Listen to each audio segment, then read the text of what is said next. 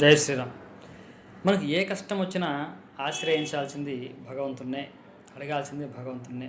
ఎందుకంటే ఆ సమస్యను తీర్చగలిగే సమర్థుడు భగవంతుడే కాబట్టి మనం ఆయన్ని అడగాలి. ఇతరుల్ని ఆశ్రయించడం వల్ల ఎటువంటి ఉపయోగం ఉండదు. ఇతరులు సహాయం చేయొచ్చు, ఆయన ఆశ్రయిస్తే ఆయన ప్రేరణతో ఇతరులు కూడా మనకు సహాయం పడతారు. కాబట్టి భగవంతుని ఆశ్రయించడమే శ్రేయస్కరం. ఇది చాలామంది తెలుసు, కానీ భగవంతుని అడిగే పద్ధతి ఒకటి ఉంది.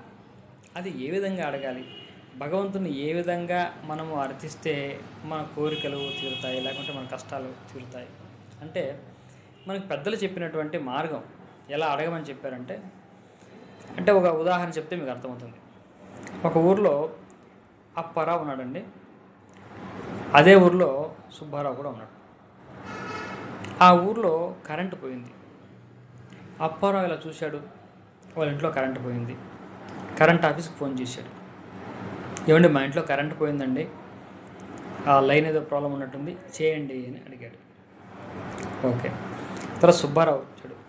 సుబ్బారావు చూశాడు, వాళ్ళ ఇంట్లోనే కాదు గ్రామం అంతా పోయింది. అది గమనించాడు. సుబ్బారావు వెంటనే ఫోన్ చేశాడు కరెంట్ ఆఫీస్కి. ఏమండి, మా గ్రామం ఫలానా గ్రామం నుంచి ఫోన్ చేస్తున్నాను, మా గ్రామం మొత్తం కూడా పవర్ కట్ అయింది, తొందరగా చేయండి అని చెప్పాడు. సరే. తర్వాత ఈ ఫోన్ ఎవరో అక్కడ ఉన్నటువంటి అటెండర్ ఎవరో లిఫ్ట్ చేశారు అనుకోండి, పై ఆఫీసర్ వస్తాడు. ఆఫీసర్ వచ్చిన తర్వాత ఫోన్లోనే వచ్చినా అడుగుతాడు. వచ్చినాయండి, ఎవరో అప్పారావు అంట, వాళ్ళ ఇంట్లో కరెంటు పోయిందని ఫోన్ చేశాడు. ఓకే. ఎవరో సుబ్బారావు అంటండి, వాళ్ళ ఊర్లో కరెంటు పోయిందని ఫోన్ చేశాడు అని మీకు చెప్పారనుకోండి, మీరే ఆఫీసర్ అయితే మీరు ఏ ఫోన్ కాల్కి వెంటనే స్పందిస్తారు? సింపుల్, సుబ్బారావు ఫోన్ కాల్కే మీరు స్పందిస్తారు. ఎందుకంటే సుబ్బారావు ఫోన్ చేసింది ఆ గ్రామం మొత్తం పోయింది పవర్ అని చెప్పాడు, వెంటనే దాన్ని చేయాలి. అప్పారావు స్వార్థం, అంటే వాళ్ళ ఇంట్లో పోయిందని, వాళ్ళ ఇంట్లో పోయినా రెస్పాన్సిబిలిటీ డిపార్ట్మెంటే ఉండొచ్చు, కానీ ముందు అటెండ్ అవ్వాల్సిన వర్క్ ఏమిటంటే ఎంటైర్ విలేజ్లో పోయిన పవర్ని రీస్టోర్ చేయాలి. కాబట్టి వెంటనే ఆయన ఆ సుబ్బారావు కాల్కి అటెండ్ అవుతాడు. సుబ్బారావు కాల్ చెప్పినటువంటి ఆ గ్రామంని పవర్ రీస్టోర్ చేయడానికి ప్రయత్నాలు చేస్తాడు. సింపుల్ లాజిక్ ఇదే. మనకు కూడా ఏ కష్టం వచ్చినా మనం భగవంతుని అడగాల్సినటువంటి పద్ధతి అదే. భగవంతుడి స్పందన కూడా అదే విధంగా ఉంటుంది.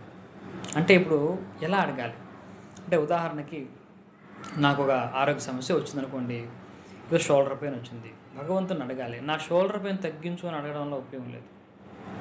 అంతకంటే బెటర్ ఆప్షన్ మనకుందంటున్నా, స్వామి ఎవరికి ఏ వ్యక్తికి కూడా ఈ షోల్డర్స్ పెయిన్ లేకుండా బాధించకుండా ఉండేలాగా అందరినీ అనుగ్రహించు, అందరినీ ఆరోగ్యంగా ఉంచు అని అడగడంలో చాలా గొప్ప త్యాగం కనపడుతుంది అక్కడ.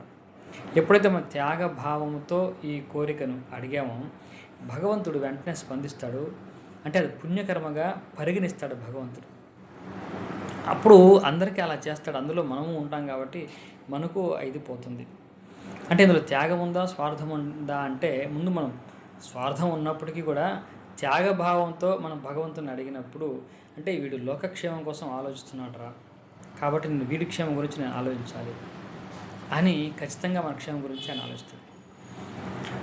ఎందుకు అంటే లోకం గురించి ఆలోచించాల్సిన బాధ్యత అది ఆయనది, ఆయన బాధ్యత, ఆయన పని మనం చేస్తున్నాం. కాబట్టి ఆయన పని ఎప్పుడైతే మనం చేస్తున్నామో అప్పుడు ఖచ్చితంగా ఆయన సహకారం మనకు వస్తుంది. భగవంతుణ్ణి ఈ విధంగా అడిగి చూడండి.